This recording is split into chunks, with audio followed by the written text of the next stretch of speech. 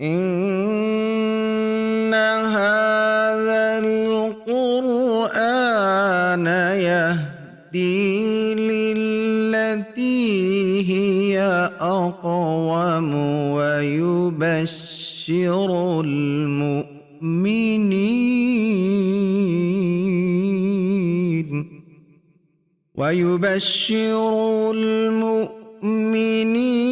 الذين يعملون الصالحات أن لهم أجرا كبيرا. السلام علیکم ورحمۃ اللہ وبرکاتہ. ان الحمد للہ نحمده ونستعینه ونستغفره ونعوذ باللہ من شرور انفسنا ومن سیئات اعمالنا. من يهده الله فلا مضل له ومن يضلل فلا هادي له واشهد ان لا اله الا الله وحده لا شريك له واشهد ان محمدا عبده ورسوله. اما بعد اعوذ باللہ من الشیطان الرجیم. بسم اللہ الرحمن الرحیم. ان الدین عند اللہ الاسلام. قابل احترام ناظرین، آپ دیکھ رہے ہیں پروگرام تفسیر العشر الاخیر من القرآن الکریم. یہ ایک کتاب جس کا نام ہی تفسیر العشر الاخیر من القرآن الکریم ہے، اس پر مشتمل ایک پروگرام ہے جس میں ہم نے آپ کے سامنے اللہ رب العزت کے اسماء حسنہ کی تشریح پیش کی، قرآن مجید کے آخری 3 پاروں کا ترجمہ، تفسیر اور اہم مسائل پیش کیے، چند مسائل عقیدے کے پیش کیے، اس کے بعد رسول اللہ صلی اللہ علیہ وسلم کے حقوق آپ کی خدمت میں پیش کیے، اور آج کے درس میں ہم مؤلف کے بیان کردہ ارکان اسلام کی مختصر سی تشریح پیش کریں گے کہ وہ دین اسلام جو اللہ رب العزت کے ہاں آخرت کی کامیابی کے لیے ضروری ہے، وہ دین اسلام جو اللہ رب العزت کے ہاں قابل قبول مذہب ہے، جو اس وقت تا قیامت لاگو ہونے والا مذہب ہے، وہ ہے اسلام. اللہ رب العزت فرماتے ہیں ان الدین عند اللہ الاسلام. اللہ کے نزدیک مذہب اب اسلام ہی ہے، کوئی دوسرا مذہب قیامت والے دن اب قابل قبول نہیں ہے. اللہ رب العزت فرماتے ہیں اے نبی کہہ دیجئے یا ایھا الناس انی رسول اللہ الیکم جمیعا، اے لوگو میں تم سب کا رسول ہوں. اور اللہ رب العزت فرماتے ہیں کہ اپنے نبی سے، اپنے انبیاء سے، کہ اگر تمہارے ہوتے ہوئے میرا رسول آ جائے لَتُؤْمِنُنَّ بِهِ وَلَتَنْصُرُنَّ، کہ اگر تم سب کی زندگی میں یا کسی کی زندگی میں میرا آخری نبی محمد صلی اللہ علیہ وسلم آ جائے لَتُؤْمِنُنَّ بِهِ وَلَتَنْصُرُنَّ، کہ تم ضرور اس پر ایمان لے آنا اور اس کی مدد کرنا، اس کے ہیلپر بن جانا، اس کے اسسٹنٹ بن جانا، اس کے ساتھی بن جانا. اور پھر اللہ رب العزت نے پوچھا اَأَقْرَرْتُمْ وَأَخَذْتُمْ عَلَى ذَلِكُمْ إِصْرِي، کیا تم نے میرے اس وعدے اور اس معاہدے کا اقرار کیا ہے اور اس کی ذمہ داری قبول کرتے ہو؟ قَالُوا أَقْرَرْنَا، تو سب نے کہا ہیں اللہ ہم سب اس معاہدے کو قبول کرتے ہیں اور اس کا اقرار کرتے ہیں. تو اللہ کے رسول صلی اللہ علیہ وسلم فرمایا اللہ نے مجھے 5 انعامات ایسے دیے ہیں جو پہلے کسی اور کو عطا نہیں ہوئے، اور ان میں سے آخری یہ تھا کہ کان النبی یبعث الی قومہ خاصۃ وبعثت الی الناس عامہ، کہ مجھ سے پہلے ہر نبی اپنی اپنی امت، اپنی قوم، اپنے علاقے کی طرف آتا تھا، اور اللہ نے مجھے ساری نسل انسانی کے لیے اور جنوں کے لیے رسول بنا کے بھیجا ہے. تو اللہ کے رسول صلی اللہ علیہ وسلم پر نازل ہونے والا دین اسلام اب صرف وہی قابل قبول ہے، اس کے علاوہ یہودیت، عیسائیت، بدھ مت اور کوئی اور مذہب، مجوسیت ہو، سوشلزم ہو، کمیونزم ہو، وہ سیاسی نظام ہو یا مذہبی نظام، سب کے سب ختم، اور صرف ایک نظام چلے گا اور وہ ہے اسلام. اللہ کے رسول صلی اللہ علیہ وسلم فرماتے ہیں لا يسمع بی من هذه الامہ یہودی ولا نصرانی ثم لا یؤمن به الا دخل النار. اب اس امت کا کوئی بھی یہودی، کوئی بھی عیسائی اگر اسے میری آمد کا پتہ چل گیا ہے، میرے دین کی تبلیغ اس تک پہنچ گئی ہے، میری تعلیمات اسے معلوم ہو گئی ہیں، پھر وہ ایمان نہیں لاتا تو وہ جہنم رسید ہو جائے گا۔ تو اس کا مطلب کہ اب آخری دین جو تا قیامت چلے گا اور قیامت والے دن جس کی بنیاد پر نجات ہوگی وہ صرف اسلام ہے۔ اور اللہ رب العزت فرماتے ہیں وَمَن يَبْتَغِ غَيْرَ الْإِسْلَامِ دِينًا فَلَن يُقْبَلَ مِنْهُ، جس شخص نے بھی اسلام کے علاوہ کوئی اور مذہب پیش کیا تو وہ اس سے قبول نہیں کیا جائے گا۔ اور اگر وہ زمین بھر کے زمین کی ساری نعمتیں سونا چاندی ہیرے جواہرات فدیے میں دے گا تو اس سے یہ فدیہ بھی قبول کر کے اس کو نجات نہیں ملے گی، بلکہ نجات ہوگی تو صرف اسلام کی بدولت۔ تو وہ اسلام کیا ہے، اس کے کتنے ارکان ہیں، ان ارکان سے کیا مراد ہے، مؤلف نے اپنی کتاب میں ان چیزوں کو بھی ذکر کیا ہے۔ تو آئیے ارکان اسلام کی تعلیم لیتے ہیں کہ وہ کون سے ہیں، تاکہ اللہ ہمیں بھی ان پر عمل کرنے کی توفیق عطا فرما دے۔ تو اللہ کے رسول صلی اللہ علیہ وسلم فرماتے ہیں بنی الاسلام علی خمس، وہ اسلام جو اللہ کے رسول نے متعارف کرایا، وہ اسلام جو اللہ کے رسول لے کر آئے ہیں، اس کی بنیاد 5 چیزوں پر ہے۔ شہادت اللہ الہ الا اللہ وان محمد الرسول اللہ، اس بات کی گواہی اور اقرار کہ اللہ کے سوا کوئی معبود برحق نہیں ہے، وہ اللہ ایک ہے، وہ 2 3 360 یا لاکھوں اور کروڑوں نہیں ہیں، قل هو اللہ احد، بلکہ وہ اللہ ایک ہے۔ اللہ الصمد، اور وہ بے پرواہ، سب کا خالق، سب کا مالک، سب کا رازق، سب کو عطا کرنے والا اور سب سے بے نیاز، وہ اللہ ایک ہے۔ اس بات کی گواہی اور ایمان کے بعد وَأَنَّ مُحَمَّدَ الرَّسُولُ اللَّهِ، اور اس بات کی گواہی کہ محمد صلی اللہ علیہ وسلم اللہ کے رسول ہیں۔ جو الزامات لوگوں نے لگائے، کسی نے کاہن کہا، کسی نے شاعر کہا، کسی نے جادوگر کہا، تو یہ سب جھوٹ اور بکواس ہے۔ اللہ کے رسول اللہ کے سچے رسول ہیں، اور اللہ رب العزت نے ان کو قرآن کی نعمت سے سرفراز کیا ہے، اپنی نبوت دی ہے، رسالت دی ہے۔ تو اللہ کے رسول پر بھی ایمان لائے بغیر ایمان کامل نہیں ہے۔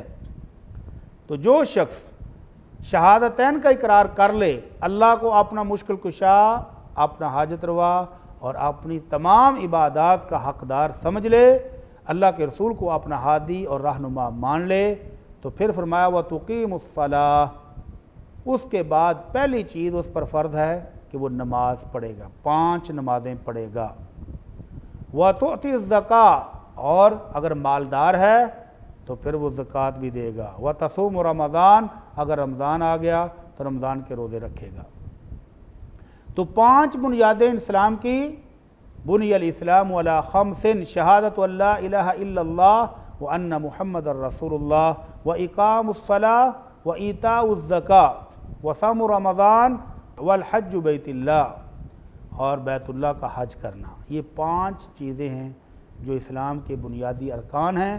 ان میں سے کسی ایک کا انکار گویا اسلام کی عمارت کو گرانے کے مترادف ہے۔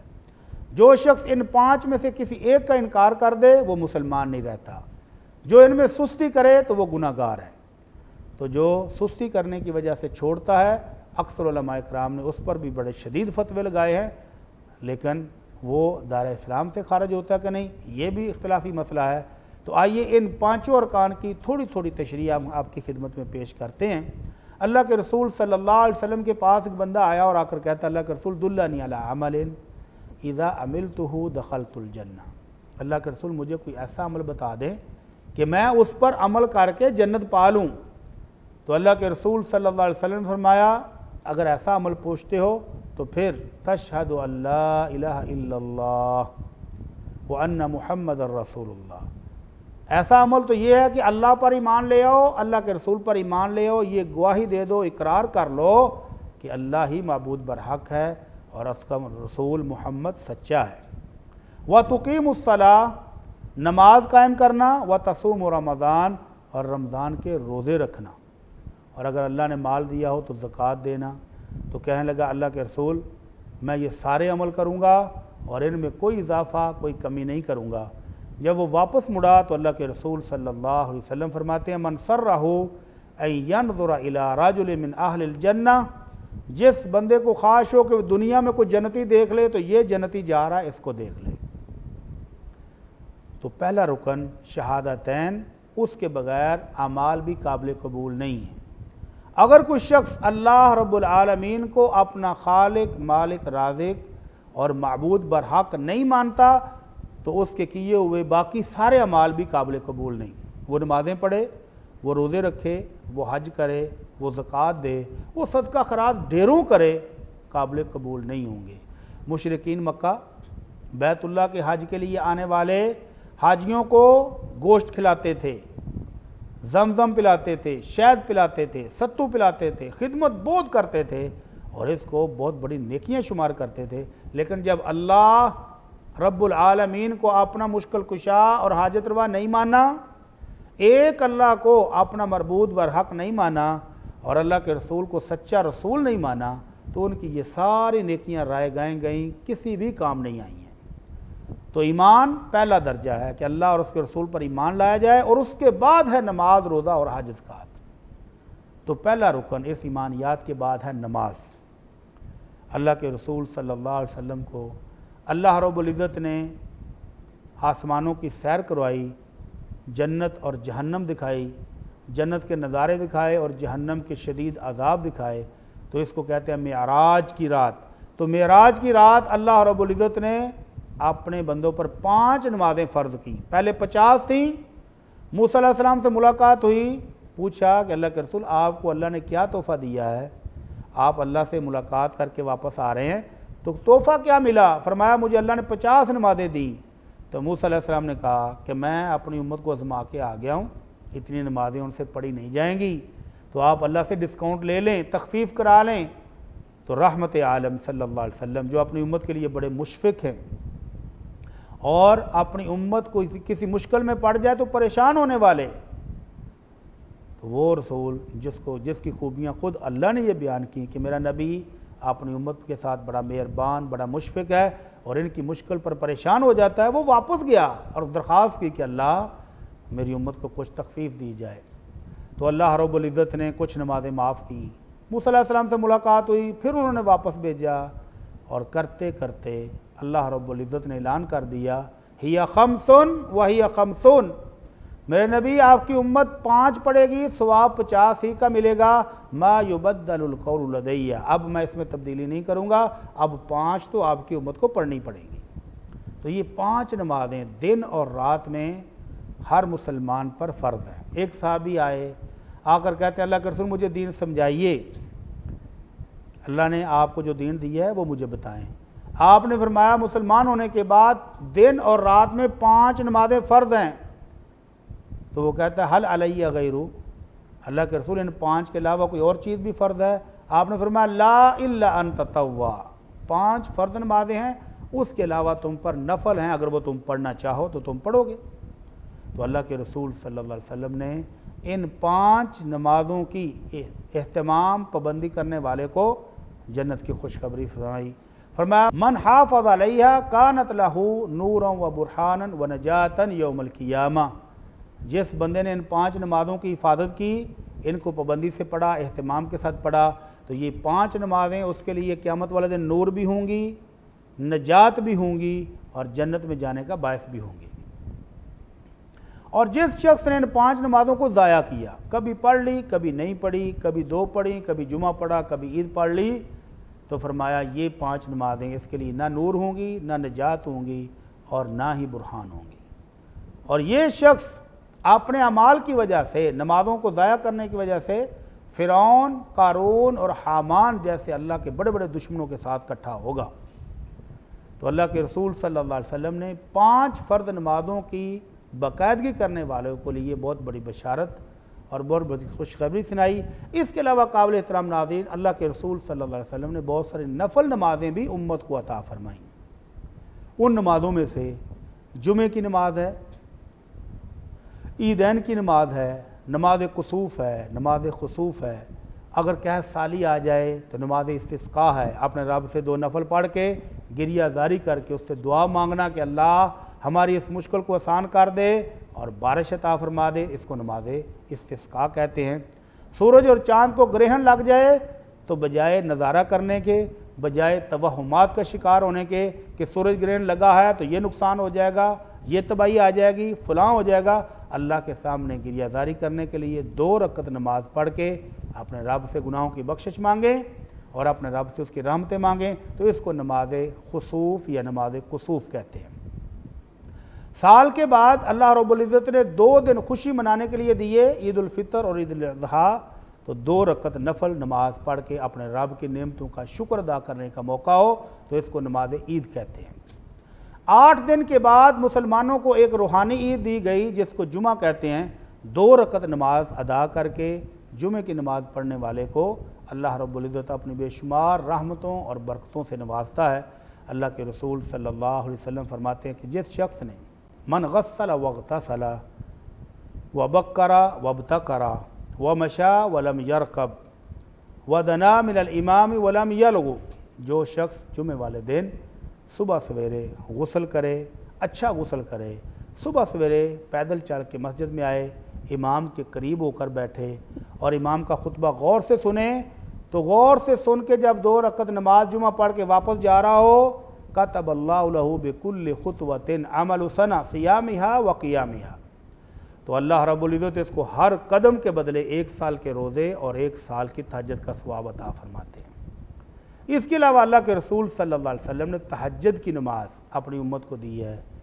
اللہ رب العزت نے تہجد کی نماز اپنے نبی کے لیے فرض کی اور امت کے لیے نفل ہے۔ وہ تہجد کی نماز کہ اگر وہ رمضان میں ہو تو اس کے دوران تلاش کرنے سے لیلۃ القدر مل جاتی ہے، جو کہ 83 سال 4 مہینوں کی عبادت سے بھی افضل ہے۔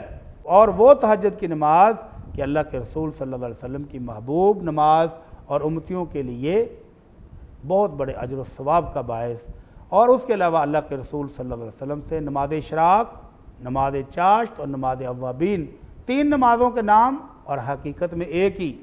اگر سورج کے تھوڑا سا اوپر بلند ہونے پر نماز پڑھیں تو یہ نماز اشراق ہے، اگر خوب دھوپ تیز ہونے کے بعد پڑھیں تو یہ نماز چاشت ہے، اور اگر زوال سے کوئی گھنٹہ پہلے پڑھیں، جب خوب تیز ہو جائے روشنی، خوب تیز ہو جائے دھوپ، اور اونٹ کا بچہ جو چر رہا تھا باہر وہ پاؤں جلنے سے بھاگ کے واپس آ جائے، اس وقت کو نفل پڑھے تو یہ اوابین ہے۔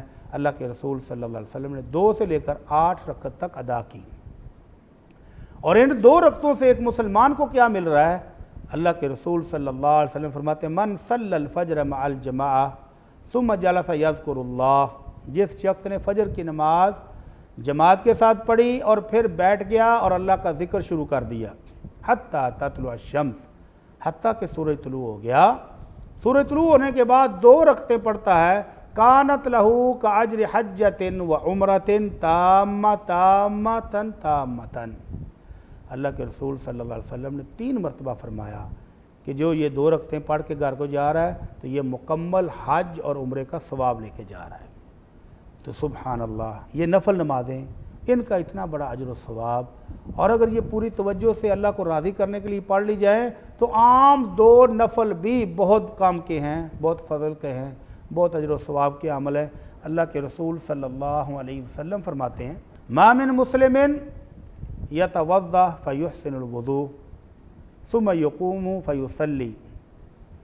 فیصلی رکعتین یقبل علیہما بقلبہ ووجہہ الا وجبت لہ الجنہ، جو مسلمان وضو کرے اور اچھی طرح وضو کرے اور پھر پوری توجہ کے ساتھ، دل کے حضور کے ساتھ، روح کے حضور کے ساتھ، اپنے چہرے کے حضور کے ساتھ اپنے رب کے سامنے حاضری دیتا ہے تو اس کے لیے جنت واجب ہو جاتی ہے۔ تو قابل احترام ناظرین، پہلا رکن نماز، فرضوں کے علاوہ اگر نفل پڑھیں تو فائدہ یہ ہے کہ اللہ کے رسول صلی اللہ علیہ وسلم فرماتے ہیں سب سے پہلی چیز قیامت والے دن جس کا حساب ہوگا وہ نماز ہے۔ اگر نماز درست نکلی، مقدار میں پوری، معیار میں پوری، تو باقی اس کے اعمال بڑے آسان ہو جائیں گے، اور اگر نماز ہی خراب نکلی، مقدار میں کم نکلی، کوالٹی میں کمی نکلی تو بڑا نقصان ہو جائے گا، باقی اعمال اور باقی حساب بھی بڑا مشکل ہو جائے گا۔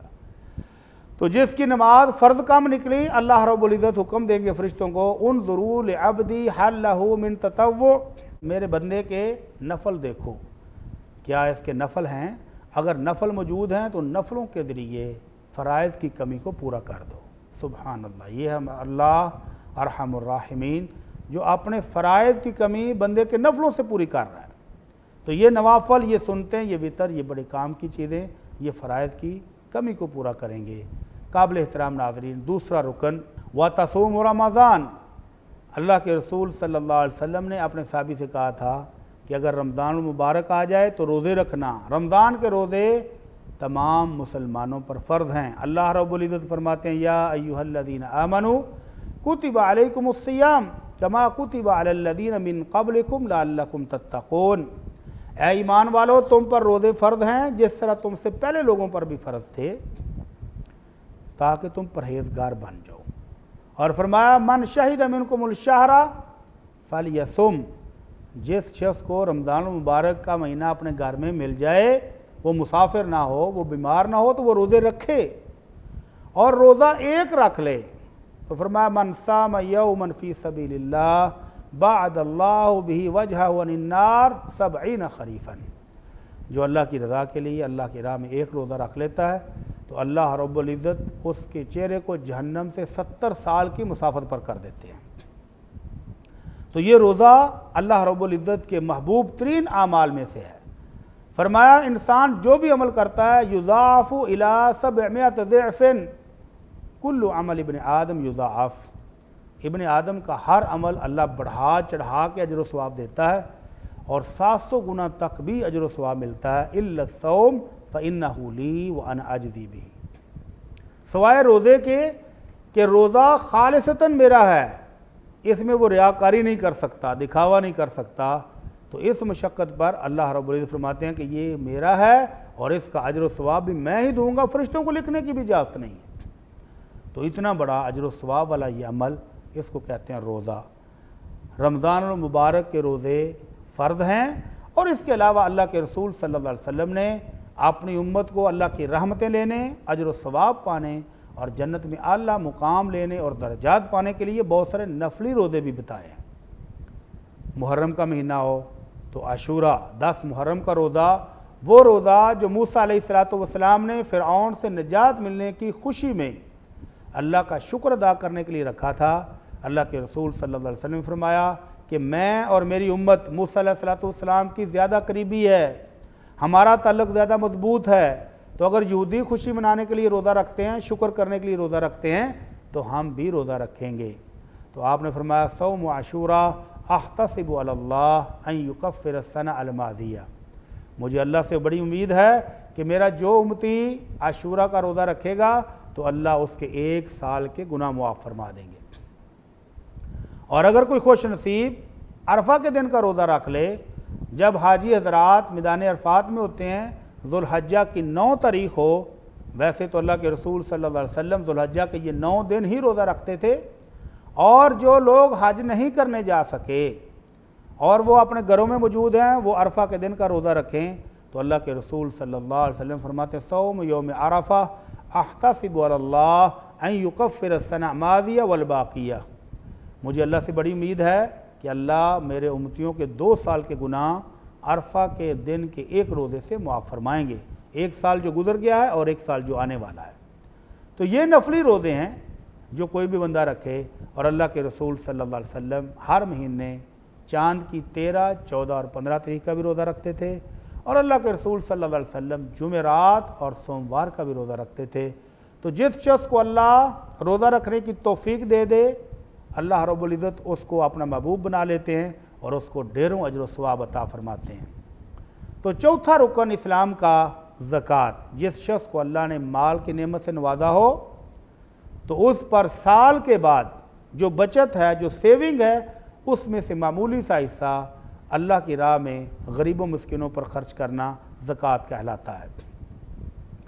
اللہ رب العزت نے مال کی نعمت دی ہو تو اللہ رب العزت نے اپنے رسول کو حکم دیا خذ من اموالہم صدقۃ تطہرہم بہا وتزکیہم، کہ اللہ کے رسول کو حکم ہوا کہ محبوب ان کے مالوں سے زکوٰۃ وصول کر لیں اور اس کے ذریعے ان کو بھی پاک کر دیں اور ان کے مالوں کو بھی پاک کر دیں۔ تو گویا زکوٰۃ دینے سے انسان کا مال پاک ہو جاتا ہے اور انسان کا اپنا بھی تزکیہ ہو جاتا ہے، اس کی بھی اصلاح ہو جاتی ہے۔ تو زکوٰۃ کتنی ہے؟ اگر سونا ہو تو 7.5 تولے یا 20 مسکال، 20 مسکال کا وزن نکالیں تو وہ تقریباً 7.5 تولے بنتا ہے۔ تو 7.5 تولے میں 2.5%، 40واں حصہ، نصف مسقال یہ زکوٰۃ دینی ہے۔ اور اگر چاندی آپ کے پاس 200 درہم ہو، 200 درہم کا وزن 52.5 تولے کے قریب بنتا ہے، تو جس شخص کے پاس 52.5 تولے چاندی سال بھر پڑی رہی، خرچ نہیں ہوئی، اور اس پر پھر 40واں حصہ 2.5% اس پر زکوٰۃ ہے۔ اور اگر کسی کے پاس نقدی پڑی ہو تو وہ چاندی کے حساب سے 52.5 تولے چاندی کی جتنی قیمت ہو، اگر اتنی رقم اس کے پاس سال بھر پڑی رہی، سیونگ میں خرچ نہیں ہو سکی، تو اس پر 40واں حصہ یعنی 2.5% سال کے بعد زکوٰۃ دے گا۔ اسی طرح اگر کسی کے پاس اونٹ ہیں تو 5 اونٹ پر 1 بکری زکوٰۃ ہے، اور اگر وہ 25 ہو جائیں تو پھر 1 بنت مخاض 1 سالہ اونٹنی اس پر زکوٰۃ ہے۔ تو یہ سارے نصاب اللہ رب العزت کے رسول نے احادیث میں بیان کیے ہیں۔ کسی کے پاس گائے ہو، کسی کے پاس بکریاں ہوں، اونٹ ہوں، اور یہ سارے باہر چرنے والے ہوں، تو ان پر بھی زکوٰۃ کی ایک مخصوص مگر تھوڑی سی مقدار اللہ رب العزت نے مقرر کی ہے۔ جو شخص زکوٰۃ اپنے مال کی ادا کر دیتا ہے اس کا مال پاکیزہ ہو جاتا ہے اور اللہ کی برکتیں آتی ہیں، اور جو زکوٰۃ ادا نہیں کرتا تو اللہ رب العزت کی طرف سے آزمائشیں آتی ہیں، بیماریاں اور تکلیفیں بھی آتی ہیں، اور مال پاکیزہ نہیں رہتا ہے۔ اور وہ لوگ جو سونے اور چاندی اور مال و دولت کو جوڑتے رہے اور اللہ کی راہ میں صدقہ خیرات نہیں کیا، زکوٰۃ نہیں دی، تو بہت بڑی وعید سنائی اللہ کے رسول نے اور اللہ رب العزت نے۔ اللہ رب العزت فرماتے ہیں والذین یکنزون الذهب والفضة ولا ينفقونها فی سبیل اللہ فبشرهم بعذاب علیم۔ جو سونے اور چاندی کو خزانے بنائے ہوئے ہیں، جوڑ جوڑ کے رکھے ہوئے ہیں، خرچ نہیں کرتے، تو ان کو دردناک عذاب کی خوشخبری سنا دیں کہ قیامت والے دن یہی سونا اور چاندی جہنم میں گرم کر کے تپا کے ان کے جسموں کو داغا جائے گا، ان کے چہروں کو داغا جائے گا، ان کے پہلوؤں کو اور کمر کو داغا جائے گا۔ اور اللہ کے رسول صلی اللہ علیہ وسلم فرماتے ہیں یہی سونا اور چاندی اور یہ مال و دولت ایک زہریلے گنجے سانپ کی شکل میں اس انسان کے گردن پر لپٹ جائے گا اور اس کے جبڑوں کے اوپر ڈنگ مارے گا اور کہے گا انا کنزک انا مالک، میں ہوں تیرا مال، میں ہوں تیرا خزانہ، آؤ آج مزہ چکھو۔ تو اس لیے اسلام کا چوتھا رکن زکوٰۃ، پوری ایمانداری کے ساتھ پورے حساب کی اور نصاب کے مطابق زکوٰۃ دینا یہ مسلمانوں پر فرض ہے۔ قابل احترام ناظرین، 5واں رکن حج۔ اللہ رب العزت نے صحت تندرستی دی ہو اور مکہ مکرمہ پہنچنے کے لیے سواری کرایہ موجود ہو، آنے جانے کے لیے زاد راہ موجود ہو، تو اس شخص پر حج فرض ہو جاتا ہے۔ اللہ رب العزت فرماتے ہیں وَلِلَّهِ عَلَى النَّاسِ حِجُّ الْبَيْتِ مَنِ اسْتَطَاعَ إِلَيْهِ سَبِيلًا۔ جس شخص کے پاس استطاعت ہو، یعنی صحت تندرستی ہے اور مال بھی موجود ہے جس کے ساتھ وہ حج کر سکے، اور خواتین کے پاس محرم کی سہولت بھی موجود ہے، تو ان پر اللہ کے گھر بیت اللہ جانا اور اس کا حج کرنا فرض ہے۔ زندگی میں صرف ایک بار اللہ کے رسول صلی اللہ علیہ وسلم نے جب یہ بتایا تو صحابی کہنے لگے اللہ کے رسول لکل عام، اللہ کے رسول ہر سال حج فرض ہے؟ آپ خاموش رہے۔ اس نے پھر پوچھا، پھر خاموش رہے، اور بعد میں آپ نے کہا اگر میں کہہ دیتا ہاں تو سب پر ہر سال فرض ہو جانا تھا۔ اور اب یہ اللہ کے رسول کی شفقت اور مہربانی سے زندگی میں ایک بار حج اور عمرہ فرض ہے۔ اور فائدہ کیا ہوگا؟ اللہ کے رسول صلی اللہ علیہ وسلم فرماتے الحج المبرور لیس لہ جزاء الا الجنہ۔ جو شخص اللہ کی رضا کے لیے گناہوں سے بچتے ہوئے نیکیوں سے بھرپور حج کرتا ہے تو اللہ رب العزت اس کو جنت عطا فرماتے ہیں۔ اور ایسا شخص جب گھر واپس آتا ہے تو گناہوں سے اس طرح پاک ہو کے آتا ہے کہ یوم ولدتہ امہ، جس طرح کہ آج ہی وہ پیدا ہوا ہو، اس کی والدہ نے آج ہی اس کو جنم دیا ہو، تو اس طرح وہ گناہوں سے پاک صاف ہو کر لوٹتا ہے۔ اور وہ عمرہ جو اللہ کی رضا کے لیے کیا جائے تو اللہ کے رسول صلی اللہ علیہ وسلم فرماتے العمرۃ الی العمرہ کفارۃ لما بینہما، ایک عمرے سے دوسرے عمرے تک کے درمیانے گناہوں کا وہ کفارہ بن جاتا ہے جو عمرہ ابھی آپ ادا کر کے آئے ہیں۔ اللہ کے رسول صلی اللہ علیہ وسلم نے جب حج کیا تو اعلان کر دیا کہ جس جس نے اس سال حج کرنا ہو وہ تیاری کر لے۔ سب لوگ چلے گئے اور ایک صحابیہ سواری نہ ہونے کی وجہ سے، وسائل نہ ہونے کی وجہ سے نہ جا سکیں۔ جب اللہ کے رسول واپس تشریف لائے تو اس نے مسئلہ پوچھا کہ اللہ کے رسول میں کیا کروں، میرا حج رہ گیا ہے۔ تو آپ نے فرمایا اذا جاء رمضان فاعتمری فیہ فإن عمرۃ فی رمضان تقضی حجۃ معی۔ جب آئندہ سال رمضان آئے تو رمضان میں عمرہ کر لینا، رمضان میں کیا ہوا عمرہ میرے ساتھ حج کرنے کے برابر ہے۔ قابل احترام ناظرین، یہ تھی مختصر سی تشریح ارکان اسلام کی۔ ان ارکان اسلام پر عمل کرنے والا مسلمان کہلاتا ہے، اور ان میں سستی کرنے والا فاسق اور گناہ گار مسلمان کہلاتا ہے، اور ان میں سے کسی ایک کا بھی انکار کرنے والا دائرہ اسلام سے خارج ہو جاتا ہے۔ اللہ سے دعا ہے کہ اللہ ہمیں ان پر عمل کرنے کی توفیق عطا فرمائے۔ وما علینا الا البلاغ المبین۔ إن هذا القرآن يهدي للتي هي أقوم ويبشر المؤمنين الذين يعملون الصالحات أن لهم أجرا كبيرا